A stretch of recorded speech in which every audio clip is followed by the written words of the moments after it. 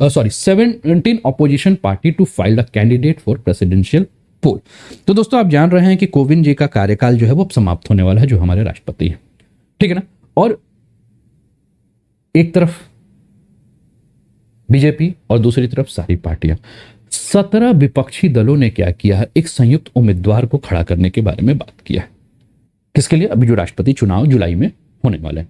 अब राष्ट्रपति चुनाव के लिए जो ये संयुक्त रूप से जो 17 पार्टियां जो हैं, ठीक है ना, इसके विचार विमर्श के लिए पश्चिम बंगाल के मुख्यमंत्री के द्वारा एक आयोजन किया गया था कि चलो हम किसको राष्ट्रपति का अपना कैंडिडेट खड़ा करें। तो ममता बनर्जी ने जो है वो बुलाया था, जिसमें कि सभी 17 विपक्षी दलों ने भाग लिया। ये न्यूज हमारे काम का नहीं है। तो हमारे काम का न्यूज क्या है? हमारे काम का न्यूज क्या है कि भारत के संबंध में, भारत के राष्ट्रपति के संबंध में संवैधानिक प्रावधान क्या है, ये हमारे काम का न्यूज है कि नहीं? ठीक है ना, यही न्यूज है ना हमारे लिए, है ना, कि क्या संवैधानिक प्रावधान है। तो दोस्तों सबसे पहली बात, अगर हम बात कर रहे हैं भारत के राष्ट्रपति के बारे में, तो सबसे पहला ये किस भाग के अंदर आता है, ठीक है ना। तो दोस्तों ये भाग है 5, जिसके बारे में राष्ट्रपति के बारे में चर्चाएं की गई हैं, ठीक है ना। तो संविधान के भाग 5 के अध्याय 1 में, अध्याय 1 किससे संबंधित है? कार्यकारिणी से संबंधित है, ठीक है ना। भाग 5 किससे संबंधित है? संघ से संबंधित है। देखो इंडियन पॉलिटी का टॉपिक मैं आपके साथ डिस्कस कर रहा हूं, और इस इंडियन पॉलिटी के, ठीक है ना, इंडियन पॉलिटी के टॉपिक की अगर मैं बात कर रहा हूं, तो इसके माध्यम से ये समझिएगा कि पॉलिटी को पढ़ना कैसे है और पॉलिटी को करंट से कैसे रिलेट करना है। इसके पहले के टॉपिक में आपने क्या देखा कि आईआर को करंट से कैसे रिलेट करना है। अब के टॉपिक में क्या देखोगे आप कि पॉलिटी को करंट से कैसे रिलेट करना है। और आपके दिमाग में जो बार बार प्रश्न होता है, सर मेंस में कहां से क्वेश्चन आ जाता है, प्रीलिम्स में कहां से क्वेश्चन आ जाता है, वो यहीं से आता है ना, ठीक है। तो परेशान होने की आवश्यकता नहीं है। चलिए फिर समा जाते हैं। तो राष्ट्रपति के संबंध में जो भी संवैधानिक प्रावधान है, इन संवैधानिक प्रावधानों के अनुसार अगर हम बात करें, तो भारतीय संविधान का भाग 5 किससे संबंधित है? संघ से। कमेंट में बताइए, भारतीय संविधान भाग 5 संघ से संबंधित। अध्याय 1 किससे संबंधित है? कार्यकारिणी से संबंधित है। तुरंत कमेंट कीजिए, रिपीट करते रहिए दिमाग में। क्यों रिपीट करने के लिए मैं बार बार बात कर रहा हूं, ठीक है ना, इसलिए रिपीट करने के बारे में बात कर रहा हूं कि बार बार जब आप रिपीट करते रहोगे ना, तो आपका इसके ऊपर पकड़ बनेगा, ठीक है ना। तो अध्याय 1 किससे है? कार्यकारिणी से। अब इसके अंतर्गत बातें क्या की गई हैं? इसके अंतर्गत बातें की गई हैं कि भारत के राष्ट्रपति की योग्यता क्या होगी, उसका निर्वाचन कैसे होगा, ठीक है, और उसके ऊपर महाभियोग कैसे लगाया जा सकता है ना। योग्यता, निर्वाचन, महाभियोग, बात को समझिएगा, ठीक है ना। ये सारा का सारा जो है इसके अंतर्गत क्या किया गया है? सूचीबद्ध किया गया है। अब भारत का जो राष्ट्रपति है, भारत क्या है? एक गणराज्य है। तो भारत का जो राष्ट्रपति है वो भारत गणराज्य का क्या होगा? प्रमुख होगा। आई होप कि मेरी बातों को आप समझ रहे होंगे, ठीक है ना। तो भारत के राष्ट्रपति के बारे में जब हम बात कर रहे हैं, तो अभी इस पर हम आ जाएंगे, इसको भी समझने का प्रयास करेंगे, लेकिन फिर से हम लोग थोड़ा सा और भी बात करते हैं। अब जो राष्ट्रपति है वो क्या है? तो भारत की कार्यपालिका, विधायिका और न्यायपालिका का औपचारिक प्रमुख होता है। याद रहेगा, भारत का राष्ट्रपति जो है वो क्या है? भारत की कार्यपालिका, भारत की विधायिका और भारत की न्यायपालिका का औपचारिक प्रमुख होता है। इसके अलावा भारतीय सशस्त्र बलों का कमांडर इन चीफ के रूप में भी इसको जाना जाता है। याद रहेगा, है ना। देखो याद रखते रहना है, ठीक है। तो फिर प्रश्न ये उठा कि सर इनके बारे में जो है, राष्ट्रपति के बारे में किन आर्टिकल से किन आर्टिकल तक हमें याद रखने की जरूरत है। तो दोस्तों इसके लिए जो आर्टिकल आपको याद रखना है, सबसे पहला आर्टिकल 54 यानी कि आर्टिकल 54। तो आप कहेंगे सर आर्टिकल 54 क्या है? तो आर्टिकल 54 राष्ट्रपति के निर्वाचन से संबंधित है। तो फिर आर्टिकल 55 क्या है? तो आर्टिकल 55 जो है उसमें भारत के राष्ट्रपति के निर्वाचन की रीति क्या है, ठीक है। 56 क्या है, ठीक है। तो 56 के अंतर्गत जो बात की गई है वो राष्ट्रपति के पद का कार्यकाल क्या होगा, इसके ऊपर बात की गई है। 57 क्या है? तो 57 के अंदर जो है वो ये बात की गई है कि जो राष्ट्रपति एक बार रह चुका है, क्या वो पुनः उसका निर्वाचन किया जा सकता है? क्या वो पुनः निर्वाचन के लिए पात्रता है, उसके पात्र है कि नहीं, ठीक है। फिर अगला 58 क्या है, तो 58 में राष्ट्रपति के रूप में निर्वाचन के लिए योग्यता क्या है, इसके ऊपर जो है वो बात की गई है। ठीक है, क्लियर है। तो अब टोटल अगर आप देखोगे तो आप देखोगे 52 में जो है वो प्रेसिडेंट के बारे में कहा गया है। ठीक है, अभी जो मैंने बात कही उसको ये इस पे भी आप लोग समझ लो। 53 में क्या किया गया है, executive power of the union पे बात की गई है। 54 में क्या बात किया है, इलेक्शन ऑफ प्रेसिडेंट। 55 में manner of election of president. 56 में term of office of president. 57 में एलिजिबिलिटी फॉर री इलेक्शन। 58 में qualification for election as a president. 59 में कंडीशन ऑफ प्रेसिडेंट ऑफिस। 60 में ओथ और अफर्मेशन बाय द प्रेसिडेंट। 61 में procedure for impeachment of president, impeachment महाभियोग। 62 में time of holding election to fill vacancy in the office of president, यानी कि कितने समय तक वो खाली रहेगा। 65 में vice president to act as a president और टू डिस्चार्ज हिज फंक्शन, यानी कि राष्ट्रपति नहीं है तो राष्ट्रपति के अनुपस्थिति में वाइस प्रेसिडेंट के हाथ में कौन कौन सी शक्तियां हैं। 71 में matters relating to the election of president. 72 में power of president to grant pardon, यानी कि जो होता है ना कि क्षमा याचना की बात, क्षमा के बारे में अगर हम बात करें, सस्पेंड, रिमीट और commute sentence in certain cases. 74 में council of ministers to aid and advise the president. 75 में other provision as to minister like appointment, term, salary. 76 में अटॉर्नी जनरल ऑफ इंडिया। 77 में conduct of business of the government of India. 78 में duties of prime minister is respect to furnishing of the information to the president. 85 में session of parliament, prorogation and dissolution. 111 assent to bills pass by the parliament. 112 union budget annual financial statement, ठीक है ना। 123 power of president to promulgate ordinance और 143 क्या है, power of president to consult supreme court, ठीक है ना। अब ये आर्टिकल आपको क्या करना होगा, ये सारे के सारे आर्टिकल ये प्रेसिडेंट से रिलेटेड है, इसको आप याद रखिएगा, है ना। चाहे कैसे भी आप याद रखिएगा लेकिन रखना तो पड़ेगा ही, ठीक है, क्लियर है। अब हम आ जाते हैं फिर से टॉपिक पे। तो राष्ट्रपति का निर्वाचन कैसे होता है ना। प्रश्न ये उठता है कि मान लीजिए अभी राष्ट्रपति कोविंद साहब के बाद कोई भी राष्ट्रपति बनेगा, कौन बनेगा वो तो जब बनेगा तो हम लोग जान जाएंगे, ठीक है। लेकिन होता क्या है, प्रक्रिया क्या है, क्यों अभी ममता बनर्जी ने जो है वो मीटिंग बुलाई थी जिसमें 17 विपक्षी पार्टियों ने जो है उसमें सहभागिता ली और उन्होंने कहा कि हम संयुक्त रूप से एक राष्ट्रपति का कैंडिडेट खड़ा करेंगे। तो भैया कैसे होता है निर्वाचन। तो दोस्तों भारत के राष्ट्रपति का जो चुनाव होता है वो चुनाव जो है वो निर्वाचक मंडल प्रणाली के द्वारा होता है। किसके द्वारा होता है, निर्वाचक। कैसा लग रहा है क्लास बताइए, पॉलिटी मेरे साथ पढ़ने में कैसा लग रहा है। निर्वाचक मंडल प्रणाली, ठीक है ना। कैसा होता है, निर्वाचक मंडल प्रणाली, ठीक है ना। तो निर्वाचक मंडल प्रणाली के माध्यम से जो है ये पूरा का पूरा चुनाव होता है जिसमें राष्ट्रीय और राज्य स्तर के विधि निर्माताओं के द्वारा इसमें क्या किया जाता है, मतदान किया जाता है राष्ट्रीय और राज्य स्तर पर, यानी कि एमपीज और एमएलएस, ठीक है ना। राष्ट्रपति चुनाव जो है वो भारत के निर्वाचन आयोग के द्वारा आयोजित की जाती है और इसकी निगरानी की जाती है। तो कभी आपसे पूछेगा राष्ट्रपति का चुनाव कौन कराता है, ठीक है, तो कौन कराता है, इलेक्शन कमीशन ऑफ इंडिया जो है इस चुनाव का आयोजन करता है और वो क्या करता है, निगरानी करता रहता है, ठीक है ना। इसके अलावा अगर हम बात करें तो इस निर्वाचक मंडल के अंदर, क्योंकि मैंने कहा कि ये निर्वाचक मंडल प्रणाली के द्वारा राष्ट्रपति चुनाव होता है, तो फिर प्रश्न ये उठता है कि जो निर्वाचक मंडल होता है उसमें कौन कौन शामिल होता है, मतलब कि मतदान करने का अधिकार किसको होता है। तो निर्वाचक मंडल के बारे में अगर हम बात करें दोस्तों, तो सबसे पहले जब हम केंद्र स्तर पर आएंगे तो केंद्र स्तर पर सबसे बड़ा क्या हो गया, कौन हो गया, विधि निर्माता कौन हो गया, तो संसद के सदस्य। अब संसद के सदस्य में आएंगे तो संसद में को अगर हम डिवाइड करते हैं पार्लियामेंट को, तो पार्लियामेंट को 3 भाग में आप डिवाइड करते हैं। सबसे पहला राष्ट्रपति, राज्यसभा और लोकसभा, है ना। लेकिन चुनाव किसका हो रहा है, राष्ट्रपति का हो रहा है।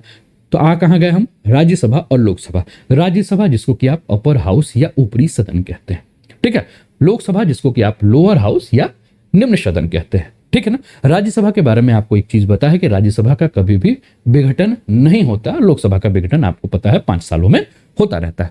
तो संसद के ऊपरी और निचली सदन के सभी निर्वाचित सदस्यों के द्वारा, ठीक है ना, मनोनीत नहीं, निर्वाचित, यानी कि जो जनता के द्वारा चुन के आए हैं लोकसभा में और चुने हुए प्रतिनिधियों के द्वारा जो राज्यसभा के कैंडिडेट जो है चुने जा रहे हैं, मनोनीत नहीं, ठीक है ना, ध्यान रखिएगा। ठीक है ना। तो जो सांसद हैं उनके द्वारा जो है वो चुनाव दिया है।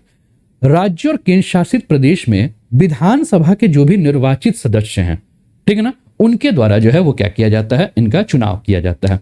अब निर्वाचन की प्रक्रिया क्या है, ठीक है ना, फिर हम आएंगे कि किस स्टेट के पास कितना पावर है, लेकिन उसके पहले अगर हम बात करें तो निर्वाचन की प्रक्रिया क्या है। तो निर्वाचन की प्रक्रिया के बारे में अगर हम बात करें तो मतदान से पहले जो सबसे पहला काम क्या होता है वो क्या होता है, नामांकन चरण में चुनाव में खड़े होने का जो भी इच्छुक व्यक्ति है या जो भी उम्मीदवार है, जैसे कि आपको लगता है कि इस साल तो हम राष्ट्रपति बनेंगे, है ना, मतलब आपको लगता है, तो आपको क्या करना होगा, आप अगर बनना चाहते हैं तो चुनाव में खड़े होने के लिए जो भी इच्छुक उम्मीदवार है, जैसे कि अगर आप बनना चाहते हैं तो 50 प्रस्तावक और 50 अनुमोदक के द्वारा जो है आपको क्या करना होगा, हस्ताक्षर लेना होगा। यानी कि 50 लोग जो हैं वो आपको प्रस्ताव करें कि हाँ भैया आप राष्ट्रपति के लायक हो, और उसको 50 लोग अनुमोदन करें, और एक आपको 50 लोग मतलब इसको साइन करा के आपको क्या करना होगा, नामांकन को दाखिल किया जाएगा, ठीक है ना।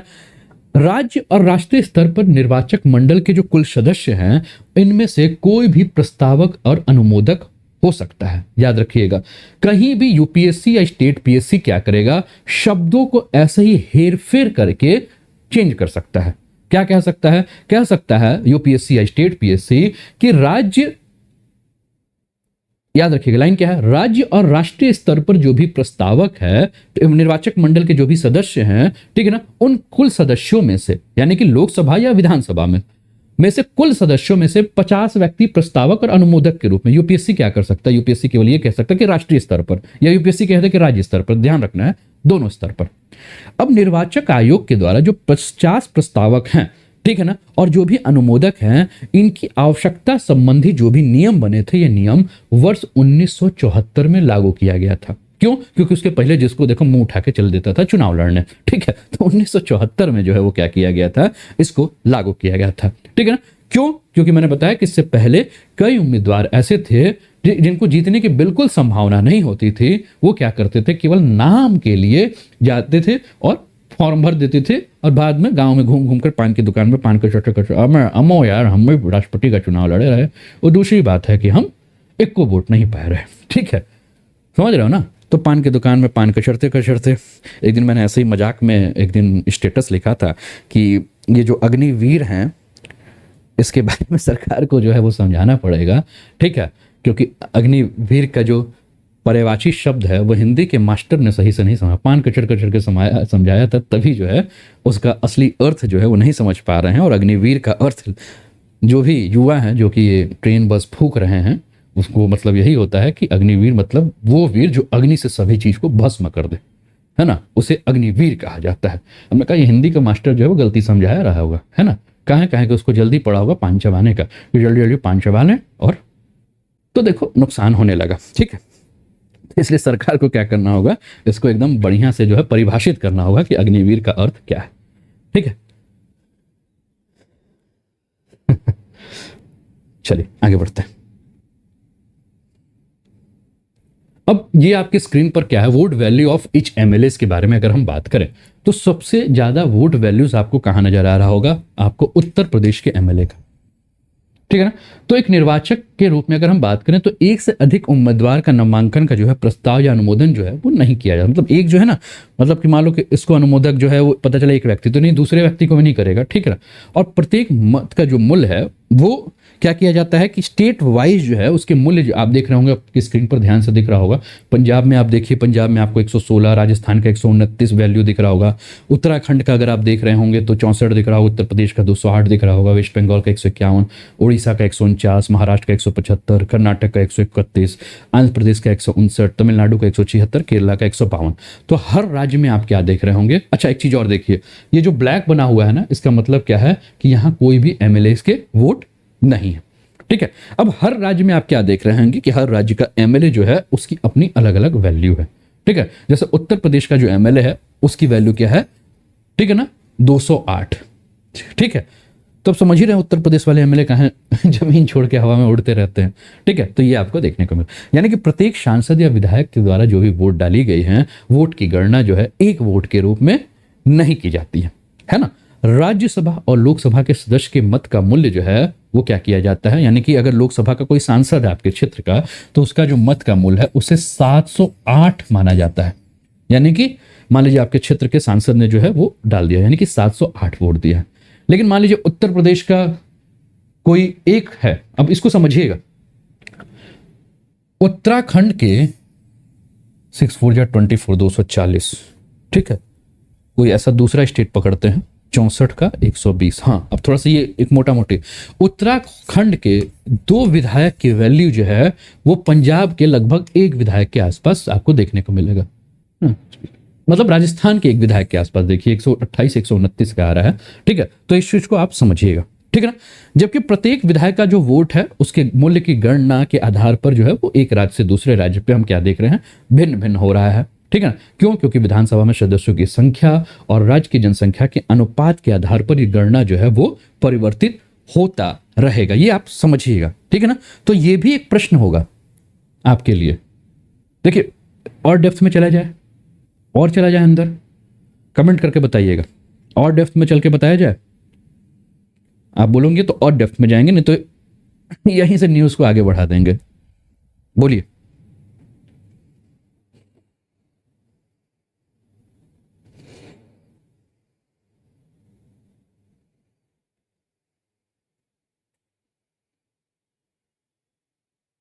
जल्दी जल्दी बोलिए, और डेप्थ में, या यहीं से आगे क्लिक मार दिया जाए।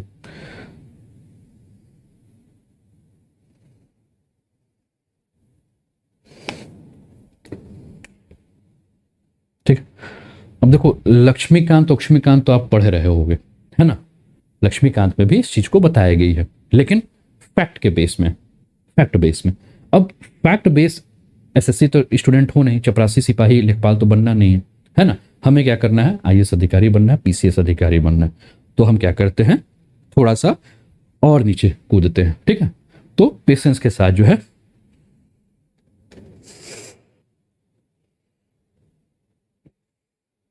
एक बार क्लास के लिंक को शेयर कर दिया आप लोगों ने अपने सारे मित्रों के साथ। देखो भैया, हौसला अफजाई आप ही कर सकते हो, है ना। तो हौसला अफजाई करते चलिए, ठीक है। और ज्यादा से ज्यादा जो है वो क्या करते रहिए, शेयर करते रहिए। मयंक राघव कह रहे हैं ओनली करंट अफेयर्स, ना ना ना, देखो मयंक, करंट अफेयर्स ही है ये, ठीक है। लेकिन करंट अफेयर्स को जब आप सब्जेक्ट, देखो अनुभव से कुछ सीखिए, है ना। अगर इस चीज का अनुभव है तो मुझे लगता है कि आपको सीखना चाहिए। अब इसको पॉलिटी में आपको अलग से नहीं पढ़ना पड़ेगा, तो वहां आपका पॉलिटी का जो टाइम है वो बच गया, ठीक है। अब आरिफ मियाँ कह रहे हैं कि सर ये टॉपिक के बारे में हमें जानकारी है। तो आरिफ बाबू, ये हमें बताइए कि ये सारी जो मैं छोटी छोटी जो बातें बता रहा हूं, वहां आप कंफ्यूज नहीं है, एकदम 100% श्योर है कि राष्ट्रपति से जो भी क्वेश्चन आएगा आप, हाँ। तो आगे हम जो बात कर रहे हैं, संख्या में विभाजित करके उसको क्या किया जाता है, 1000 से जो है वो विभाजित 75 है, ठीक है ना। वो क्या करना होगा कि प्रणाली माध्यम से जो है वो की वरीयता जो है वो क्या करते हैं, क्रम में लिखते हैं। और राष्ट्रपति का चुनाव जो है, आपकी स्क्रीन पर जो है ये न्यूज दिख रहा है, द हिंदू का चुनाव जो है वो अनुपातिक प्रतिनिधित्व प्रणाली के अनुसार एकल संक्रमणीय मत के माध्यम से होता है। और मतदान जो है ये गुप्त मतदान पद्धति के द्वारा जो है वो किया जाता है।